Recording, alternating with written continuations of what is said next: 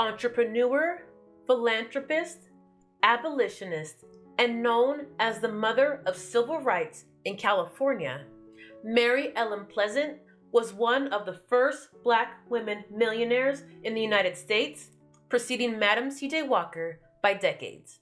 She lived a life full of turmoil, generosity, and working the system, and was an integral part of building San Francisco during the Gold Rush era. My name is Cato Jones, and join me as we learn about the sensational life of Mary Ellen Pleasant.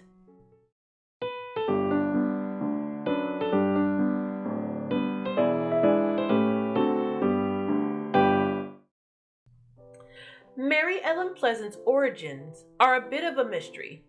She could have been the daughter of a Virginia planter and a Caribbean voodoo priestess, or a Black Louisiana woman and a Hawaiian merchant, or even a Haitian slave and a Cherokee man.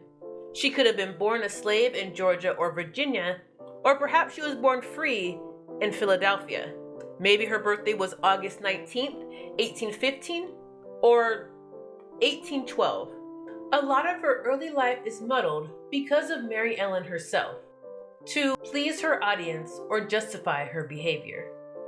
What is known about her is when Mary Ellen was 6 years old, she was adopted by the Williams family and known as Mary Ellen Williams. What happened to her parents is unknown. She lived with Mr. and Mrs. Williams until the age of 11, when she moved to Nantucket, Massachusetts, and worked as a domestic servant in a store owned by a Quaker family. The Williams also left her money so she could get a formal education. She never saw the Williams again, and she never received the formal education that was promised to her. However, she still learned a great deal working in her new home. Mary Ellen learned the art of sales technique and learned to talk customers in and out of whatever she wanted. A charismatic smooth talker, she described herself as a girl full of smartness that could talk her way out of a corner. She was eventually taught how to read and write in her teens. In her early 20s, she worked in a tailor shop. It was there where she met her first husband, a wealthy Afro-Cuban merchant named James Smith. Not only was he successful in business up and down the East Coast, he was also a successful conductor in the Underground Railroad. Mary Ellen and James were married, and she joined the abolitionist movement. Together, they helped runaway slaves escape, taking them south to Mexico or as far north as Nova Scotia. While James Smith may have been a good businessman and abolitionist, he was not a good husband. He was abusive towards Mary Ellen, and their marriage only lasted 4 years, as James passed away suddenly. There is no report on the cause of death.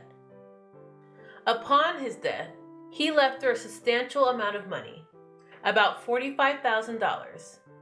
In today's money, that's approximately $1.3 million.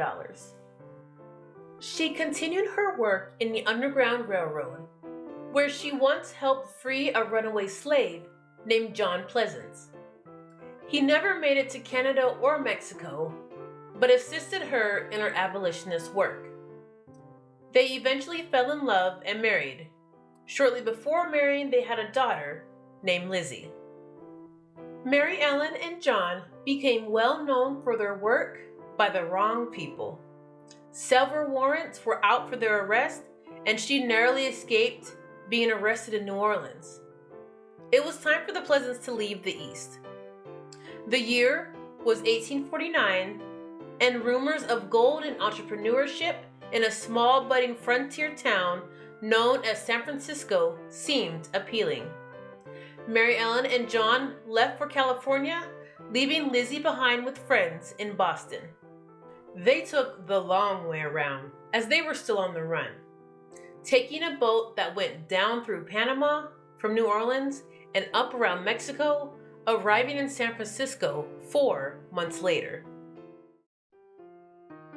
Although Mary Ellen had more than enough money To build her own home and start a business, she opted instead to work as a housekeeper and maid in the home of several wealthy businessmen, using her position to eavesdrop on their conversations, learning what stocks and bonds to buy, and what new business ventures to invest in.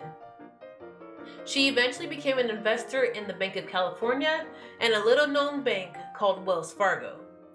She also learned that men outnumbered women about 9-1 in the gold rush days, and those men's needs were not being met. She built laundries where she would charge $1 a shirt, opened restaurants, gave loans to gold miners at 10% interest, and opened brothels around town. She also opened women-only boarding houses open to women of all ethnicities, where she trained them to run her mini establishments. Also, training many of the white or white-passing women that arrived at her boarding houses to woo wealthy men, learning of their more shady finances, any illegitimate children they may have, and anything else she could potentially blackmail them for if the opportunity arose. And she did all of this while still working as a maid in rich households. Mary Ellen and her husband saw little of each other in their first few years in San Francisco. Not because of any discord in their marriage, but because John had gotten a job as a cook on a ship and was out to sea a majority of the year. Her work as an abolitionist did not stop because she was in California. It actually got a little more bold. Slave owners curious about the new wealth in California would visit, bringing their slaves with them.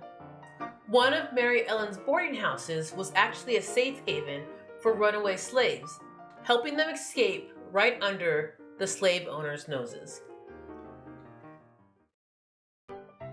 From 1857 to 1859, Mary Ellen left San Francisco to assist the white abolitionist John Brown in what would be called the Raid on Harpers Ferry from October 16th through 18th, 1859. Harpers Ferry was an attempted slave revolt in which John Brown armed several men, black and white, and attempted to overtake an arsenal and armory run by the federal government in West Virginia. The raid was unsuccessful in that moment, but is considered the catalyst to the American Civil War. John Brown needed funding to attempt this raid, and Mary Ellen provided. After John Brown's trial, and hanging less than 2 months after the raid, they found a note in his jacket pocket with only the initials MEP written on it. They did not arrest Mary Ellen for her participation, but she considered it one of the most significant acts in her life. When interviewed decades later, Mary Ellen stated, "Before I pass away, I wish to clear the identity of the party who furnished John Brown with most of his money to start the fight at Harpers Ferry and who signed the letter found on him when he was arrested." She donated over $30,000 to the cause, about $865,000 today. This was just the briefest summary on the raid of Harpers Ferry. I could probably do an entire video just on this event and its importance. When Mary Ellen's daughter, Lizzie, was 16 years old, she brought her over to live with her in San Francisco for good. She arranged marriage for her to a barber named Raspberry Phillips. Mary Ellen owned several of Phillips' properties, and a union with her daughter would ensure good business in the future. The only problem was Lizzie didn't want to get married at first, but to enjoy the budding San Francisco social life. Mary Ellen compromised and let her be for 3 years. During that time, Lizzie joined a theater troupe and held a brief career as an actress and singer. In April 1865, she finally married Phillips. Mary Ellen threw the grandest wedding 1860s money could buy. Lizzie was 19 and her new husband 43. The marriage lasted less than 3 years. Raspberry Phillips filed for divorce on the basis of willful desertion and passed away before the divorce was finalized.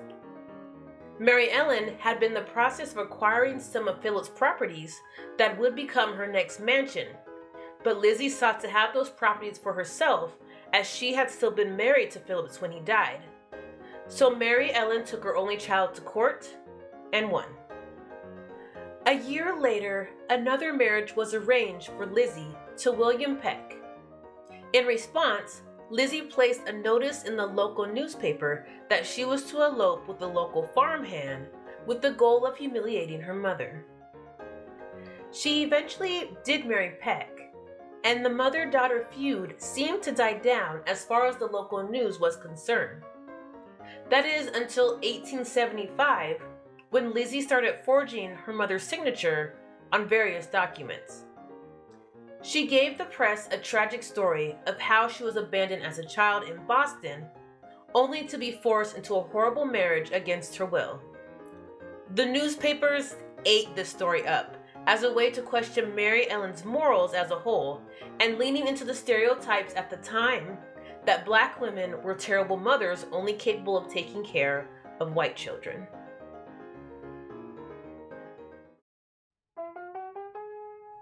Mary Ellen was involved in several court cases throughout the second half of her life.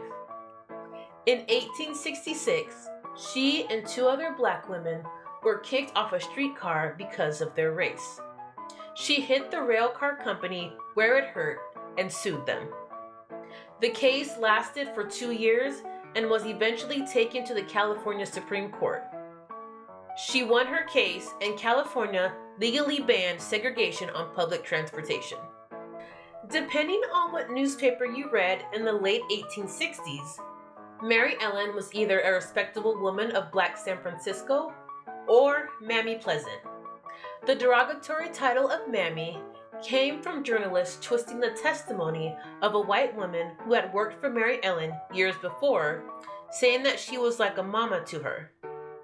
Mary Ellen hated this title, but she could never break free of it after that case.